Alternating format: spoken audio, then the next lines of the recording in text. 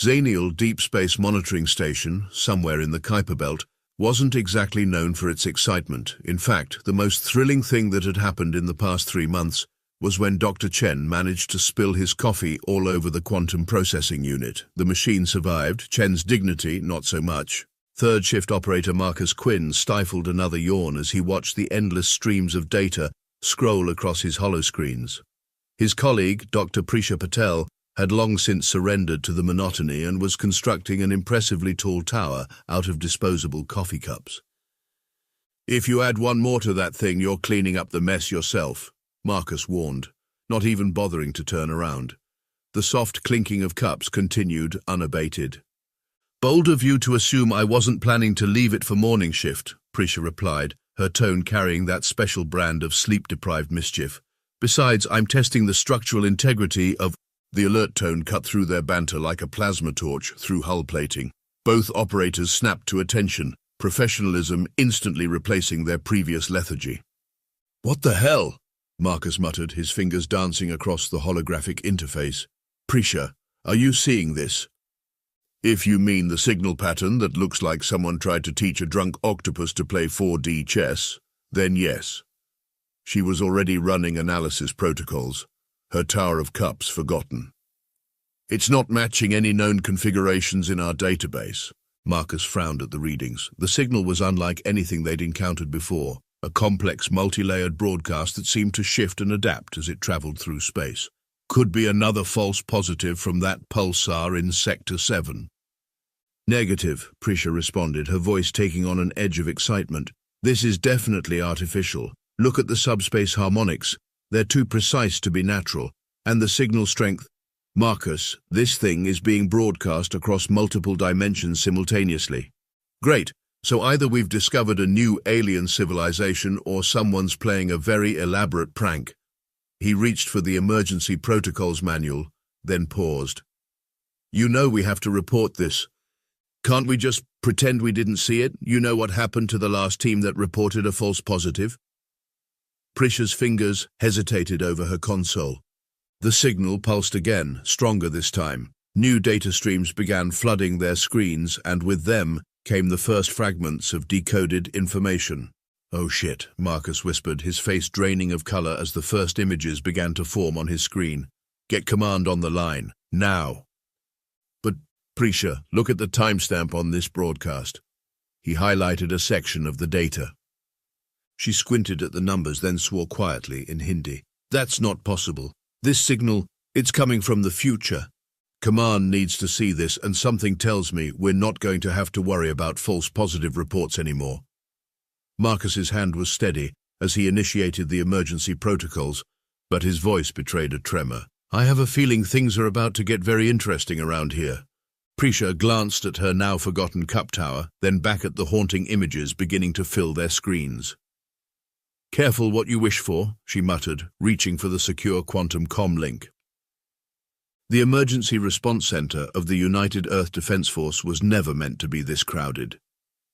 Admiral Zhao stood rigid, his weathered face illuminated by the massive holoscreen that dominated the chamber. Around him, representatives from every major military power on Earth watched in horrified silence. The footage playing before them showed the Proxima Centauri colony, or what remained of it.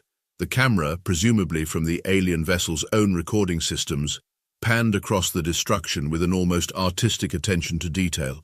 The dome-shaped habitats lay shattered, their atmospheric containment fields flickering weakly.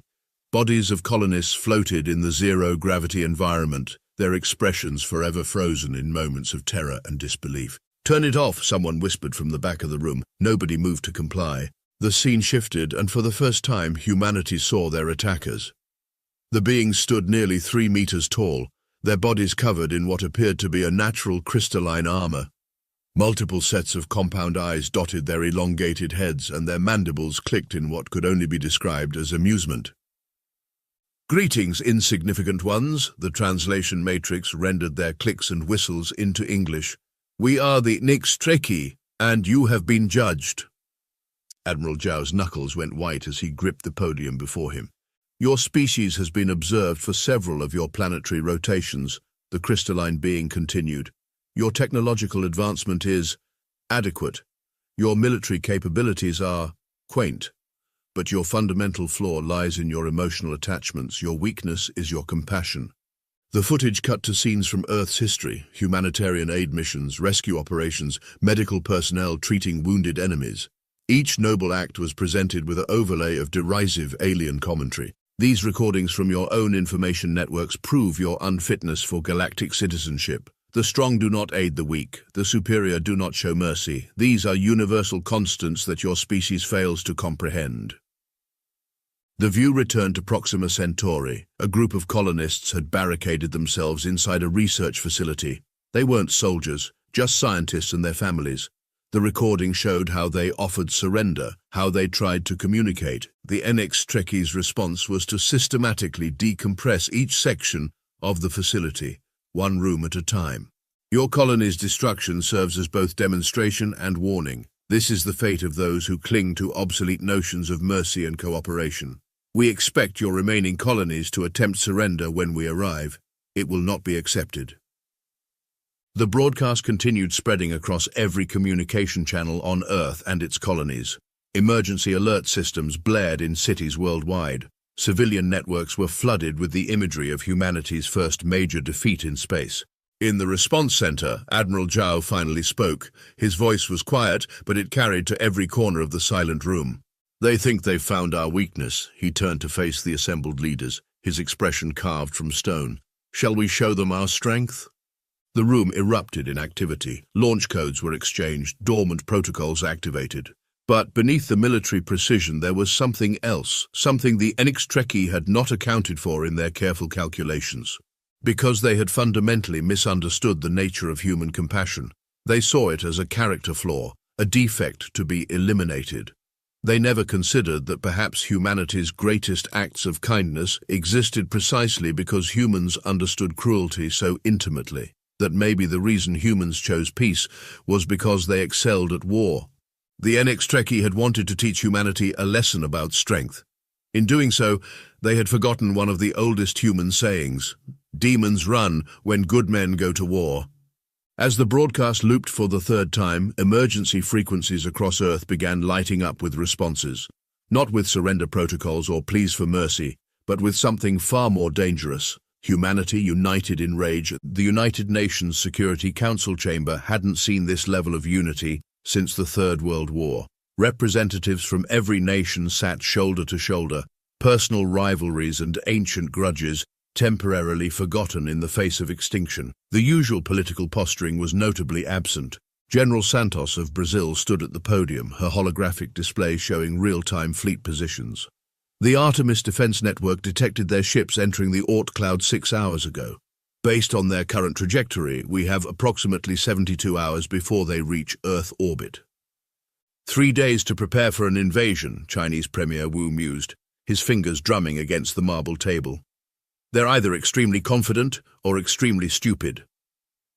Both, Russian Federation Commander Petrov interjected. They've shown us their capabilities, revealed their tactical approach, and given us time to prepare. Military arrogance at its finest. Outside the chamber, humanity was responding in unexpected ways. The predicted mass panic hadn't materialized. Instead, recruitment centers worldwide were overwhelmed with volunteers. Manufacturing plants switched to military production without waiting for government orders. Civilian shipping companies offered their fleets for evacuation or supply runs.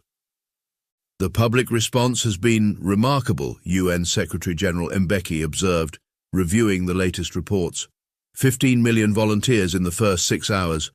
Retired military personnel reporting for duty without being called. Even the criminal underworld is offering resources. Nothing unites humans like a common enemy, General Santos replied with a grim smile, especially one that's made the mistake of broadcasting their war crimes. The holographic display shifted to show Earth's orbital defenses. Hundreds of platforms that had been dormant for decades were coming online. Weapon systems that most of the public didn't know existed emerged from hidden bunkers and underwater bases. The NX Trekkie analyzed our visible military capabilities, Admiral Chen from the Pan-Asian Alliance noted. They never discovered the Ghost Fleet. A murmur of appreciation rippled through the chamber. The Ghost Fleet, officially designated as Project Thunderbolt, was humanity's best-kept secret. Thousands of automated warships, hidden in plain sight as defunct satellites and space debris waiting for exactly this type of scenario. What about the colonies? Someone asked. Already implementing Protocol Dark Winter, General Santos answered. Every colony beyond Mars has initiated radio silence and activated their cloaking systems. As far as the NX Trekkie know, Proxima was our only extrasolar presence. Secretary General Mbeki stood, commanding the room's attention. The strategic options before us are clear. We can attempt to negotiate. Though their broadcast suggests this would be futile, we can prepare a purely defensive action, or we strike first, Premier Wu finished. Use their overconfidence against them. Hit them while they think we're cowering in fear. The chamber grew quiet as the implications sank in. A preemptive strike would mean fully committing to war. No possibility of diplomatic solutions, no turning back. All in favor? Mbeki asked. The vote was unanimous. Very well, General Santos retook the podium.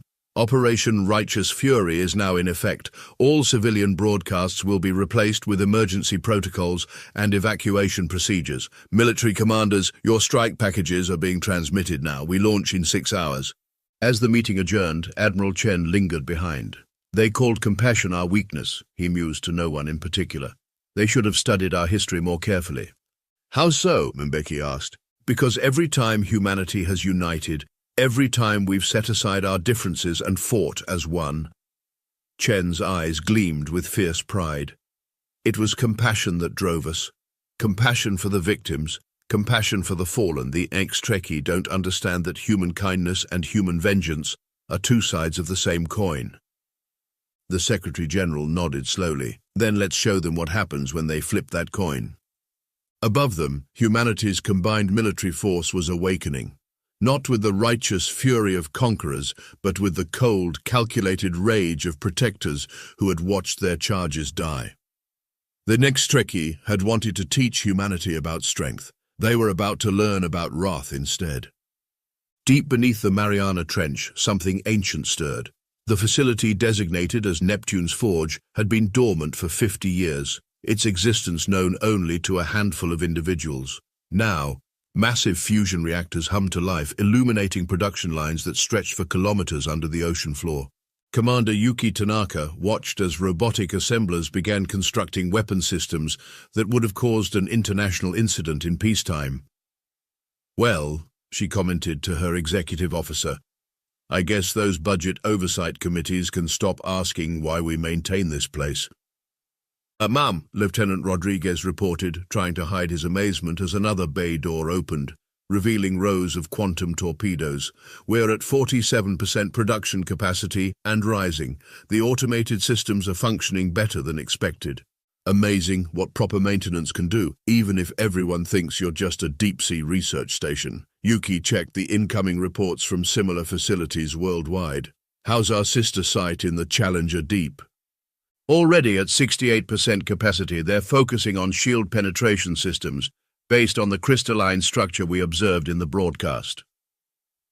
In the Atacama Desert, another secret was emerging. The sand itself seemed to ripple and flow as massive hangar doors opened for the first time in decades. The Ghost Fleet support craft, disguised as abandoned mining equipment, rose from their underground berths. General Carlos Mendoza stood in the control room, watching the deployment through polarized windows. Status report on Operation Sandstorm? His AI assistant Max responded with artificial precision. Dust cloud coverage at 89% effectiveness. Satellite surveillance systems successfully spoofed. As far as our unwelcome visitors are concerned, this is just another dust storm in the desert. And our friends in orbit.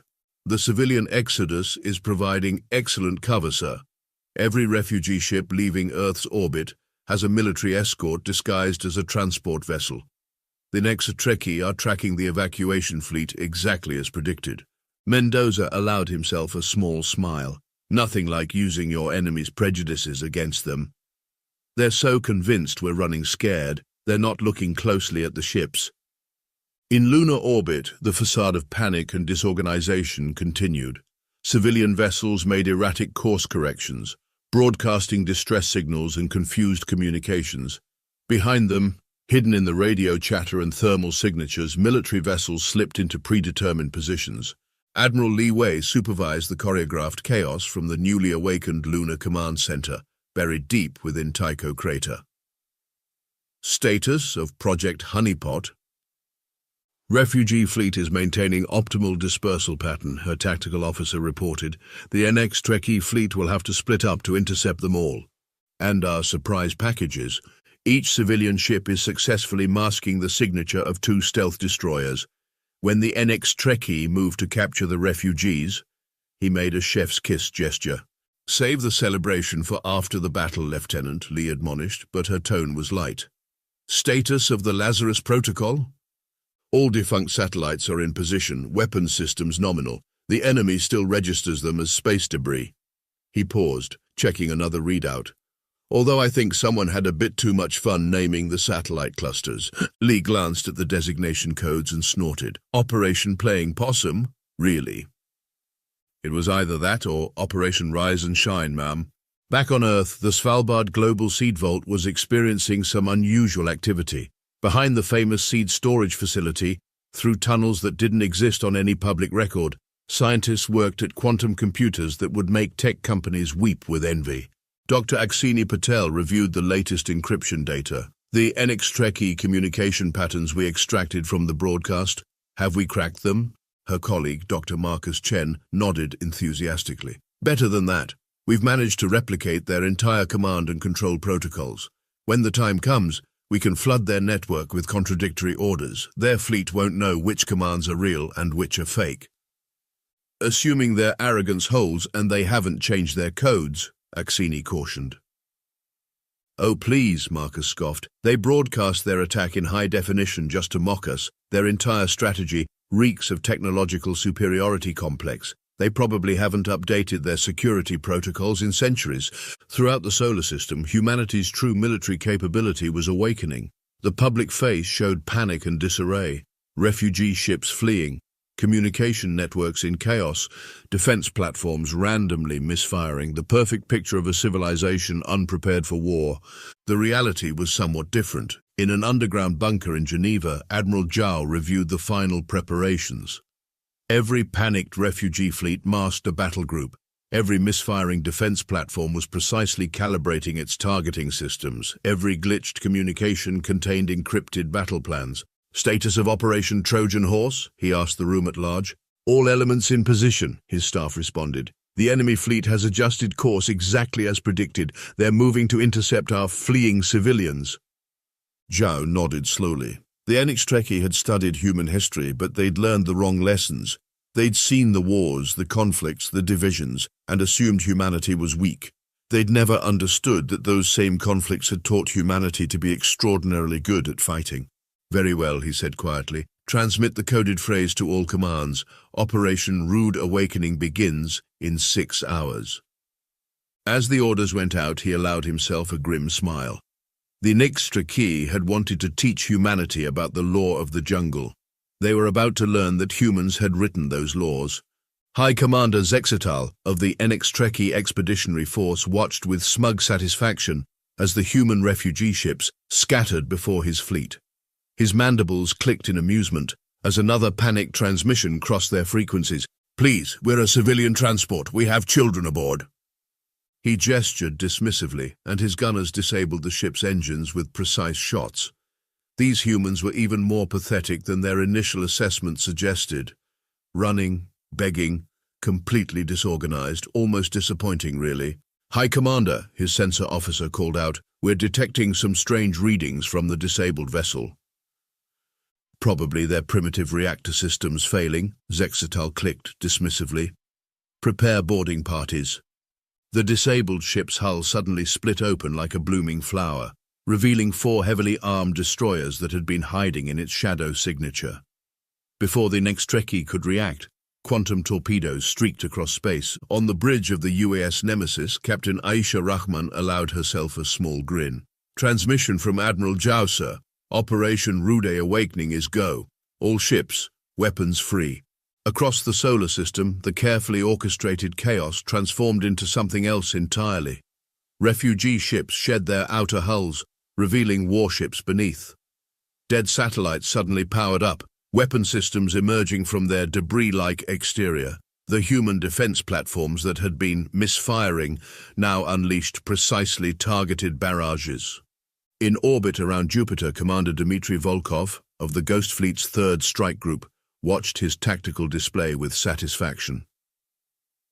"You know what the funny thing is?" he mused to his bridge crew. "They're so convinced of their superiority they didn't even encrypt their nav data. We've had their home system coordinates since that first broadcast." His XO checked the latest quantum communications. "Strike Groups 1 through 7 reporting ready, sir. Operation Backdoor is a go." "Very well," Dmitry straightened in his command chair. "Let's show them why you don't poke a sleeping bear." The Ghost Fleet emerged from its hiding spots in Jupiter's radiation belts, their quantum drives spooling up for FTL. They'd been waiting here since the broadcast, using the planet's massive electromagnetic field to mask their signatures. In the NX Trekkie home system, Supreme Overlord Kexti was receiving increasingly panicked reports. The primitive humans had somehow managed to crack their command codes. Contradictory orders flooded their networks, defense systems were shutting down, and their long-range sensors were detecting something impossible.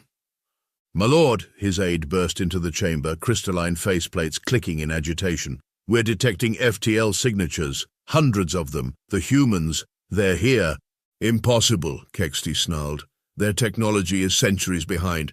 The rest of his statement was drowned out by proximity alarms. Human warships were appearing throughout the system, their designs unlike anything the NX Trekkie had seen before. Gone were the clumsy, utilitarian vessels they'd observed. These ships were predators, built for war. Back in the solar system, High Commander Zex Tal was learning some painful lessons about human deception. His fleet was scattered, picking off what they thought were easy targets, only to find themselves surrounded and cut off from support. "Status report," he demanded. "Sir, we've lost contact with 60% of our vessels. The humans, they're not using the weapon systems we observed. These are far more advanced, and their ships, they're not broadcasting any energy signatures until they're right on top of us." On his command screen, Zexatal watched another of his ship clusters disappear, ambushed by vessels that seemed to materialize from nowhere.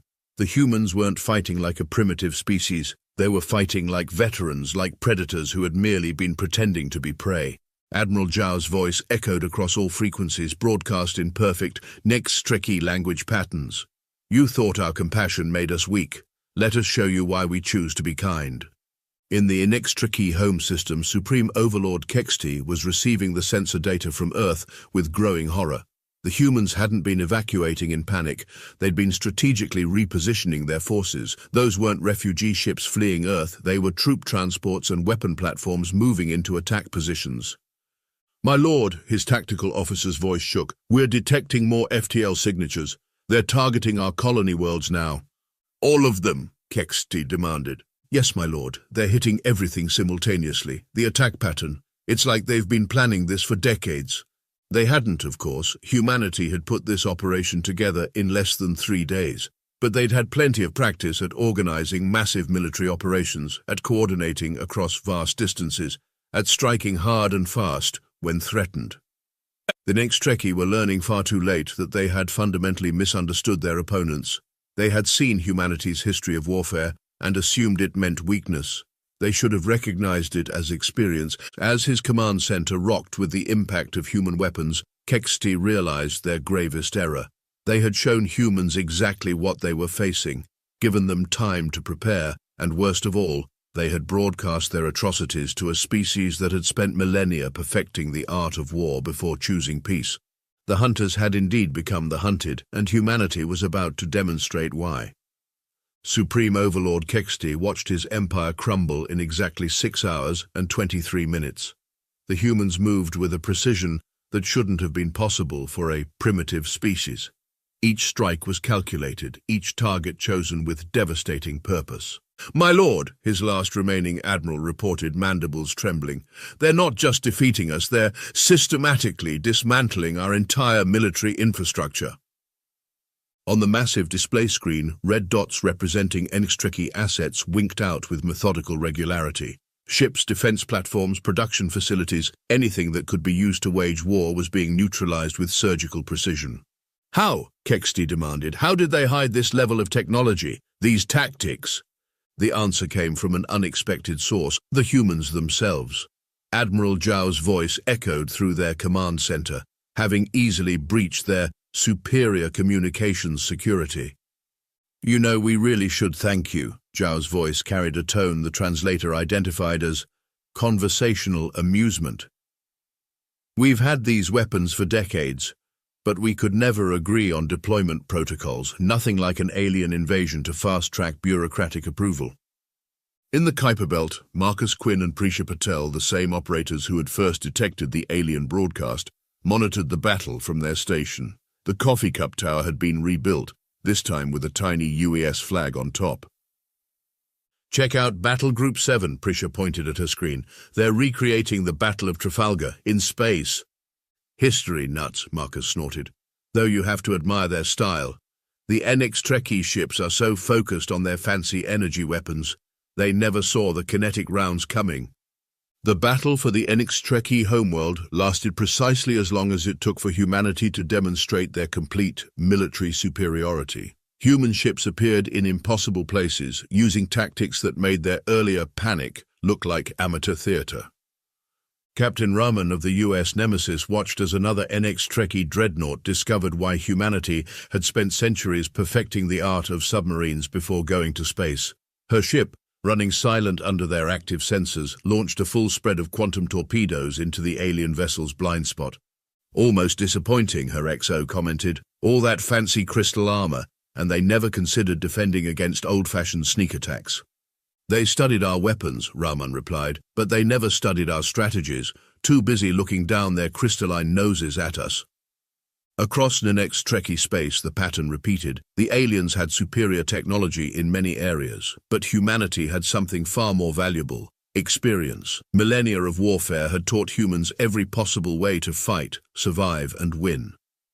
General Santos coordinated the ground assault on their capital world, though assault was perhaps too strong a word. Humanity's troops didn't need to fire a single shot. The sight of their drop pods landing in perfect formation, each bearing the insignia of Earth's most feared military units throughout history, was enough. "This is almost embarrassing," she muttered, as another NX Trekkie city surrendered. "They really thought broadcasting their war crimes would demoralize us. Have they never heard of Pearl Harbor?" In orbit, Commander Volkov's Ghost Fleet emerged from stealth mode directly above the NX Trekkie's most heavily defended military installation. The alien defenders had enough time to realize that the space debris they'd been tracking for hours was actually a fleet of human warships before precision strikes reduced their fortress to rubble. "Signal from High Command," his communications officer reported. "They're asking if we need reinforcements." Volkov looked at his tactical display showing the remnants of the once proud NX Trekkie fleet either surrendering or being systematically disabled. "Tell them we're good. Though someone might want to send a diplomat, eventually." Supreme Overlord Kexti stood in his command center, now surrounded by human troops who looked remarkably relaxed for conquerors. Admiral Zhao walked in, casually examining the crystalline architecture. "You know what your biggest mistake was?" Zhao asked, not really expecting an answer. "You assumed that because we help each other, because we show mercy, we must be weak. You never asked why a species that spent most of its history fighting chose peace." He gestured to the displays showing the complete defeat of the NX Trekkie military. "We're not peaceful because we're weak. We're peaceful because we're so very, very good at war that we decided to find a better way, but we never forgot how to fight." The final tally was almost anticlimactic. Humanity had disabled the entire NX Trekkie military machine in less than 7 hours. Total human casualties numbered exactly 0, thanks to what General Santos would later describe as overwhelming paranoia meeting overwhelming force. As the dust settled, Commander Zexatal, now a prisoner aboard the US Nemesis, watched human ships efficiently organizing humanitarian aid for the worlds they had just conquered.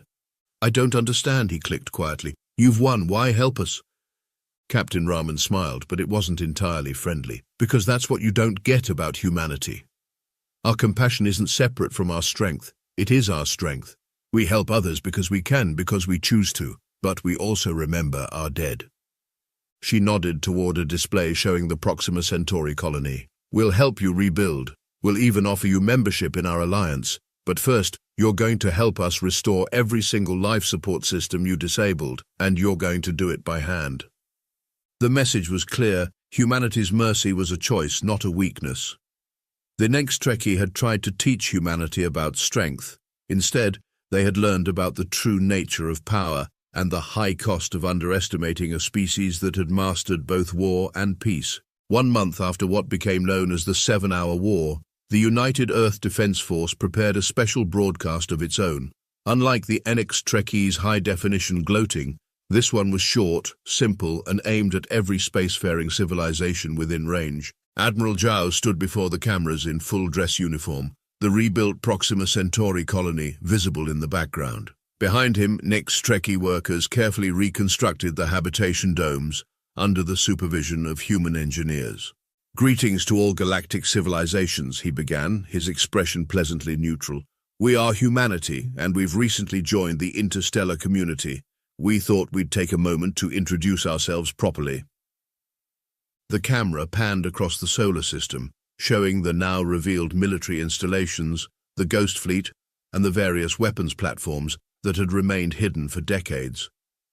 Some of you may have seen the NX Trekkie broadcast showcasing their attack on our colony. They found our compassion amusing. They thought our tendency to help others was a weakness. Zhao's smile widened slightly. They have since revised their position. The feed switched to showing human ships delivering medical supplies to NX Trekkie worlds, helping repair the damage from the brief war and establishing new trade routes. "We want to be clear, humanity prefers peace. We enjoy cultural exchange, trade, and mutual cooperation. But—" The camera returned to Zhao's face, his expression now carrying just a hint of steel. "If anyone else mistakes our preference for peace as weakness, well, the NX Trekkie have kindly offered to provide references regarding our alternative approach." In the background, a NX Trekkie worker accidentally dropped a construction panel. 3 different human aid workers rushed to help, while the aliens' crystalline faceplates flushed with embarrassment. "Welcome to the galaxy. We look forward to meeting you all. Peacefully." Zhao's eyes twinkled. End broadcast. As the transmission ended, Marcus Quinn looked at Prisha Patel in their monitoring station. "You think they got the message?" Prisha glanced at her screens, showing the sudden spike in encrypted transmissions from various alien civilizations. "Oh, yeah. Though I'm betting some of them are still trying to figure out how we hid all this from their surveillance. Should we tell them about the decoy satellites that are still broadcasting cat videos?" "Nah," she grinned, adding another cup to her tower. "Let them keep guessing. Speaking of which, did you hear what they're converting the NX Trekkie War Memorial into? Know what? A public library with a special section on human history." She paused for effect. "The NX Trekkie requested it themselves." Somewhere in the vast expanse of space, countless alien civilizations received humanity's message. Most understood it perfectly. A few needed clarification, but all of them made the same note in their diplomatic files. Humans approach with respect. They are exactly as kind as they choose to be.